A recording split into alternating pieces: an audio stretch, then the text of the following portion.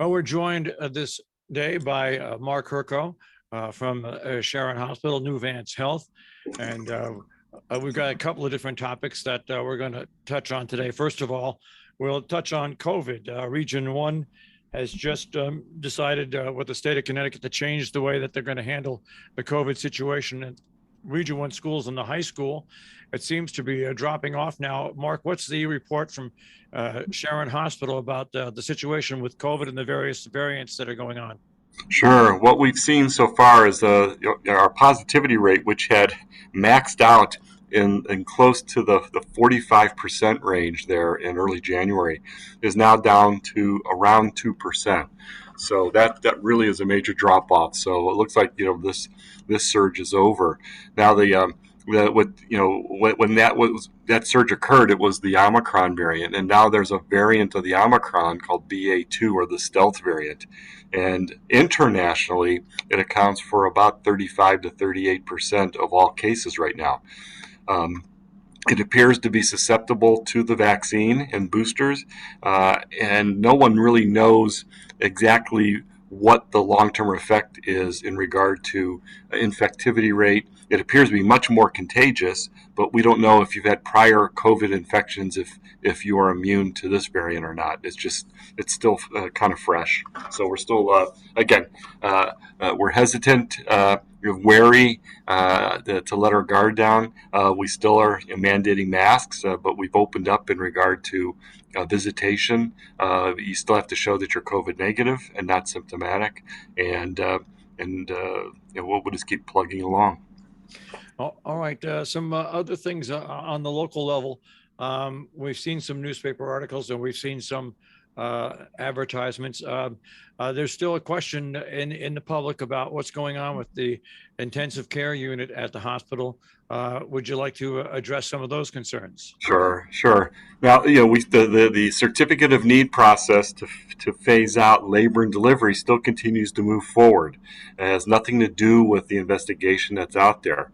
We are responding to the OHS's completion questions, which is a standard step in the CON process.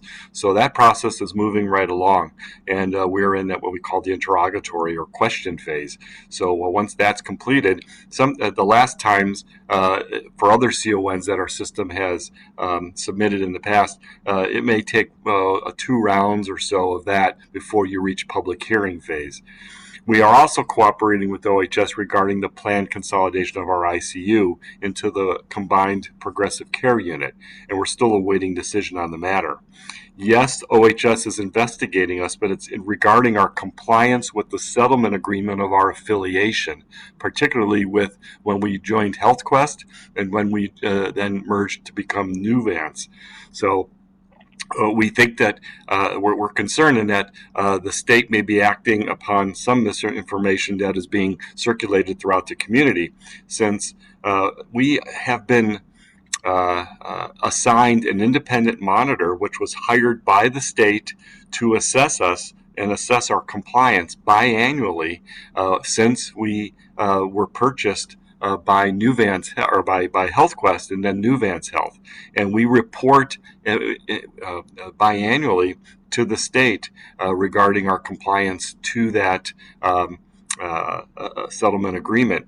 And this independent monitor that the state has assigned us to has deemed that we are in fully compliant with the settlement agreement throughout this entire point.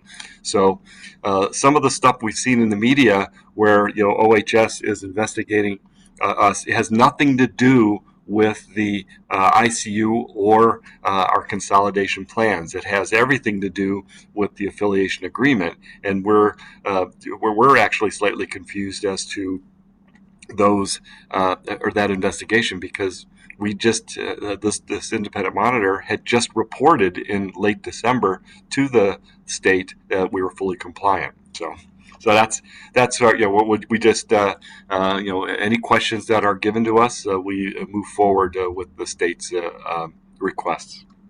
All right. And what about local physicians care, recruiting other doctors to the area? How is that going? So our what's well we have multi-pronged efforts in regards to recruitment. We're only 3.5 months into this process. We are working with our board and other members of the community and physician group. Or I should say, physicians affiliated with us, working on a recruitment tool, a video to look at what are the positives for coming into the community. We're also working with the board and other community leaders looking at affordable housing for recruitment of physicians into the area, looking for opportunities for jobs for the spouses for those personnel. And, we're 3 months into this process. So we have multiple people that are currently interested, and we're in a negotiating phase looking at contracts. But until we actually sign somebody, I'm going to still hold my breath until we move forward there. All right, so here we are. We are sitting at the beginning of March, and we'll wrap up the January, February, and March, the first quarter.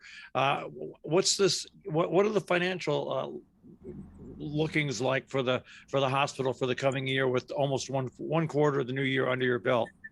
Sure. Well, it's interesting in that with COVID, especially this last wave, it hit our system very severely. I don't know if you saw yesterday that Yale posted that in 2022 they are budgeting for a $200 million deficit. So we actually, even though we've been hit hard, operational wise, yes, we're behind on the system wide.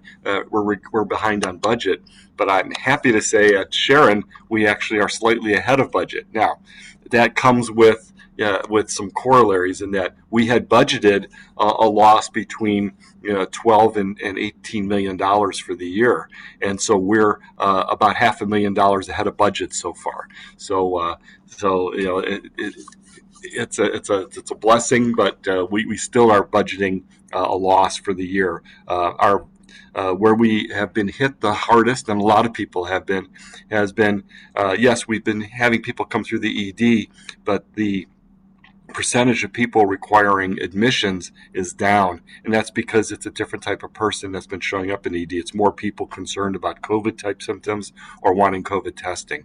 So we're watching that closely, and we're busy looking at trying to build services and really moving forward with our plan as we had projected in late September.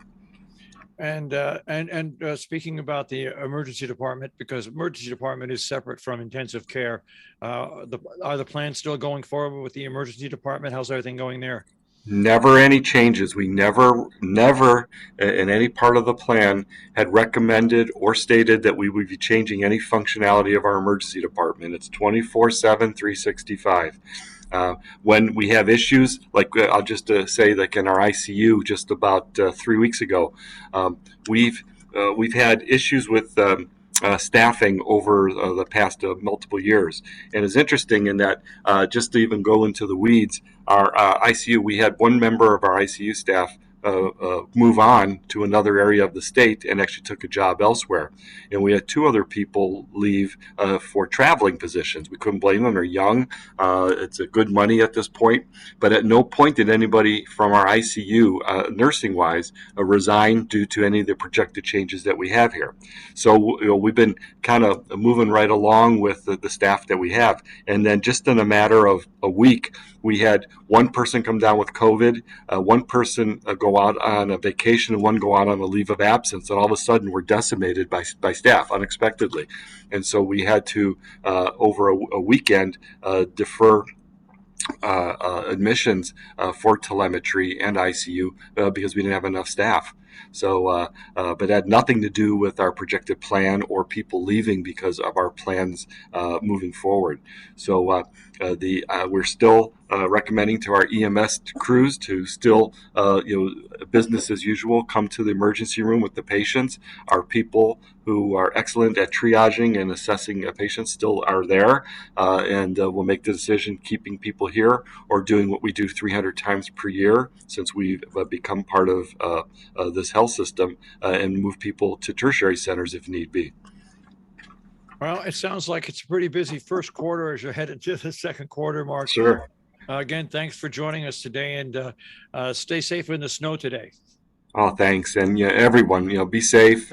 I just wish it would be solid snow instead of this mix. It's crazy, but again, everyone, be safe. Be on your guard with the flu still, and get your boosters if you're eligible, and we'll be here for you. So thank you. All right, Mark, take care, and we'll speak to you in a couple of weeks. Thanks, Marshall. Bye bye.